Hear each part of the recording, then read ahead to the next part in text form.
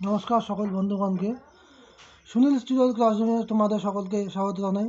আজকে পড়াবো রূপকথা গুরুত্ব কী এই সম্পর্কে। এর আগে আমি আলোচনা করেছি লোককথা, বীরগাথা এবং স্মৃতিকথা সম্পর্কে।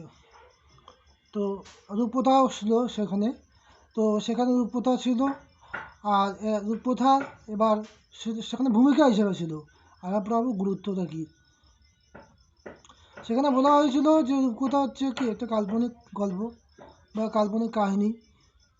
তো এই যে রূপকথা কিন্তু ইতিহাস নয়। যদিও বা ইতিহাস নয়, তবুও এর গুরুত্ব আছে। কী কী গুরুত্ব? রূপকথা যেমন প্রাচীন যে মহাকাব্যগুলো আছে, সেগুলো কিন্তু রূপকথার মধ্যে পড়ে আর কি।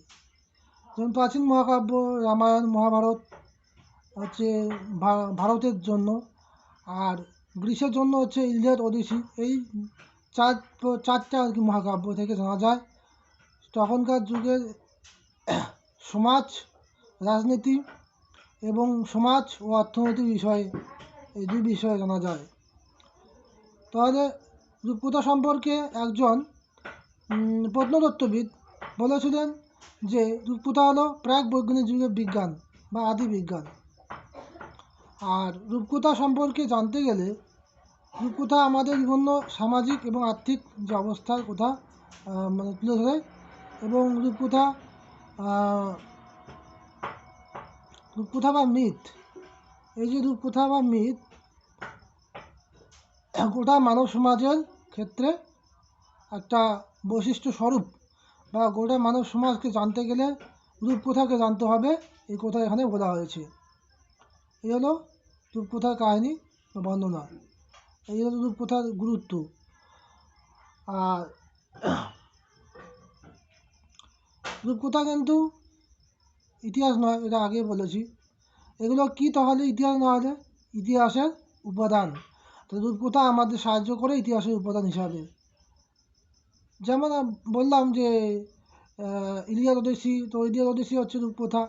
তো সেই রূপকথা থেকেও অনেক দেশের আর কি সামাজিক ও অর্থনৈতিক অবস্থার কথা জানা যায়। ঠিক তেমনি বিভিন্ন গল্প, যেমন ঠাকুমার ঝুলি থেকে শুরু করে তারপরে হচ্ছে বিভিন্ন যে কল্পকাহিনী, ঠিক আছে, সেইগুলো হচ্ছে রূপকথার মধ্যে পড়ে। রূপকথার মধ্যে রাজা রানীর কথা আছে। তারপরে রূপকথার মধ্যে রাজা রানী থাকবে না এমনটা হয় না, ঠিক আছে। তাই বলা হয় যে রাজনীতি বিষয়ক এখনও কিছু ঢুকিয়ে রয়েছে এই রূপকথার মাধ্যমে। আর উন্নত রূপকথা হলো, বললাম কি বন্ধুরা, দেবদেবীর কাহিনী এবং দেবদেবীর হচ্ছে অলৌকিক শক্তি, এই সম্পর্কে বর্ণনা দেওয়া হয়েছে। তো এই হচ্ছে রূপকথার গুরুত্ব। তোমরা লিখে দেওয়া আছে, গুরুত্বগুলো পড়ে নেবে। আমি আমার ভাষায় ব্যক্ত করলাম। ঠিক আছে, ধন্যবাদ সকলকে।